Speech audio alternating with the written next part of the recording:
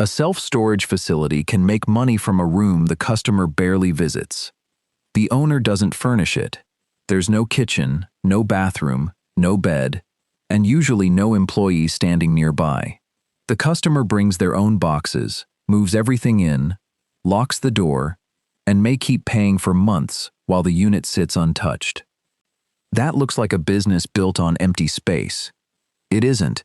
The real machine is built on something much more valuable: recurring rent attached to a customer who has already done the hard work of moving in. Start with one unit. Say a 10 by 10 storage room rents for a hypothetical $120 a month. The customer pays at the start of the month. The facility gives them access to 100 square feet behind a metal door. That is the transaction.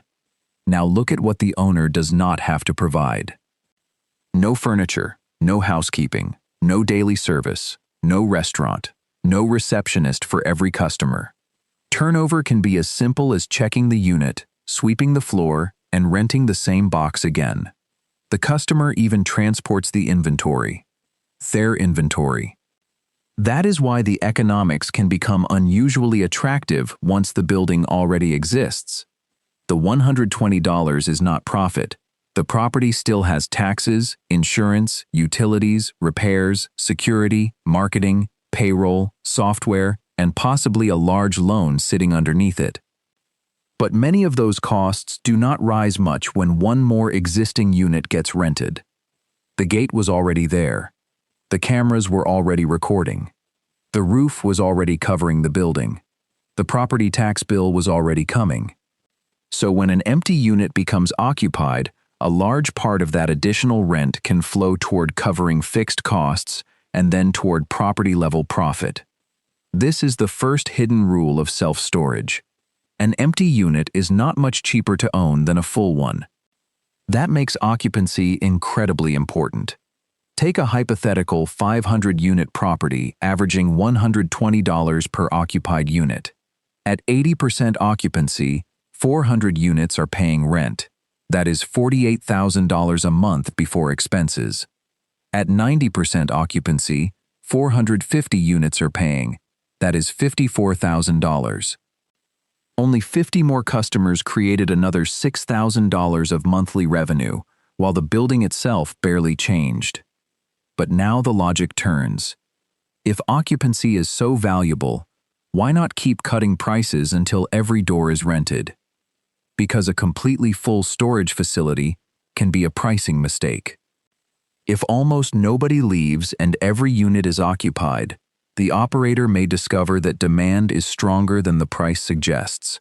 A vacant unit loses rent, but a unit rented too cheaply can also lose money, quietly, every month. So the goal is not maximum occupancy. It is maximum economic yield from the space. That means balancing how many square feet are occupied with how much rent those square feet produce. And self-storage operators have an unusual advantage. Many customer leases are month to month, which gives operators more flexibility to adjust rates over time than a landlord locked into a long lease.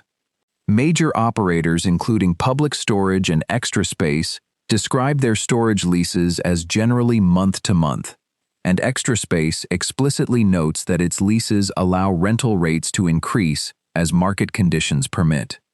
That flexibility becomes more powerful because of what happens after move-in. A new renter can be highly price-sensitive. They search online, compare locations, look at reviews, check promotions. Maybe they choose the facility offering a low introductory rate. Then they move in. Now saving $10 or $15 a month may require renting a truck, finding help, loading a sofa, carrying 20 boxes down a hallway, driving across town, unloading everything, and giving up a Saturday. The product has not changed. The customer has. Once their belongings are inside, the inconvenience of switching becomes part of the economics. This is customer inertia, and it may be the most important invisible asset in the building. It does not mean operators can raise rents forever. Push too hard and move-outs increase. A customer who barely remembers what is inside the unit may eventually decide the new price is the reason to throw half of it away. So pricing becomes a controlled experiment. Charge too little, and a full building under-earns. Charge too much, and profitable customers walk out. The best operator is constantly searching for the point in between. At large companies, this is no longer just a manager looking at a clipboard. Extra Space said its pricing system was repricing roughly 2.8 million units nightly, using technology to respond to differences in demand, unit availability, and market conditions across its portfolio. That tells you what this business has become. From the road, it looks like rows of metal doors. Behind the scenes, it can behave like a yield management system. And not every door is worth the same. A ground floor unit near the entrance may be more convenient than one farther away. Climate-controlled space can command different pricing from basic outdoor access. Certain unit sizes may be scarce, while others sit empty. Two customers can therefore rent what appears to be the same product, space, and produce very different economics. Then there is the customer's reason for renting. Self-storage demand often appears when normal life stops fitting neatly into a house. A move, a renovation, a divorce, a death, a new child, a smaller home, a business that suddenly has too much equipment. These events matter because storage is often not the main purchase. It is a pressure release valve attached to a bigger problem. And that changes customer behavior. Someone moving house may intend to rent for 2 months and stay for 10.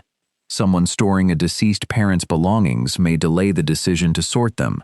Someone running a small business may discover that a storage unit is cheaper and simpler than taking larger commercial premises. A supposedly temporary customer can become recurring revenue. That is where time starts working for the operator. 1 month of rent is ordinary. A year of rent from a unit that needs almost no additional service is much more interesting. Now add the second layer. Rent is the core revenue engine, but large storage companies also make money around the rental. Public Storage reports revenue from tenant reinsurance, merchandise, and third-party property management. Extra Space reports tenant reinsurance and management fees alongside property rental income. The most revealing of these can be tenant insurance or reinsurance. In 2025, Extra Space reported about $353 million of tenant reinsurance revenue and roughly $69 million of related segment operating expense. The point is not that insurance replaces storage rent. It does not. The point is that once a company already has millions of customers passing through the storage system, a small adjacent product can become a meaningful profit stream. That same logic explains locks, boxes, administrative fees, and other add-ons. The customer is already solving a storage problem. Selling the next useful thing is easier than finding a completely new customer. Scale strengthens this machine in another way. A single facility may need local staff, local advertising, local pricing decisions, and its own customer service effort. A large operator can centralize much of that. Online reservations can replace some front desk work. Automatic payments reduce collections friction. Digital access can reduce the need for constant staffing. Call centers can serve many properties. Marketing data can be spread across thousands of locations instead of one. Public Storage said nearly 3/4 of its new rental agreements in 2025 were completed through its e-rental and rent-by-phone processes. The building gets simpler at the exact moment the company around it gets more sophisticated.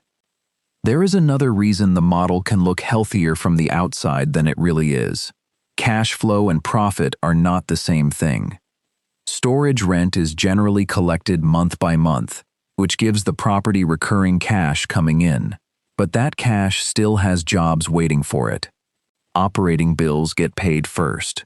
Then there may be interest on debt, renovations, new security systems, building improvements, or money reserved for future repairs. A facility can therefore produce strong property-level operating income, while the owner still feels pressure after financing and capital spending. That distinction matters most when properties are bought aggressively. Paying a premium for a facility does not make its doors earn more rent. It simply raises the return the property has to generate to justify the purchase. But this is still real estate. And real estate can punish bad assumptions. The facility may be cheap to operate after it is built, but the land was not free. Construction was not free. Acquisitions are not free. Property taxes keep arriving. Insurance can rise. Roofs need repairs. Climate-controlled buildings consume energy, and debt can absorb cash whether occupancy is strong or weak. A property can therefore show healthy operating income and still be a disappointing investment if the owner paid too much for it or financed it badly. That is the fatal weakness hiding underneath the simple business model. Self-storage forgives low labor. It does not forgive bad real estate. Location is especially unforgiving because storage demand is local. Customers usually want a facility reasonably close to home, work, or the place they are moving from. Large operators themselves describe self-storage as a micro-market business, where local supply can materially shape performance.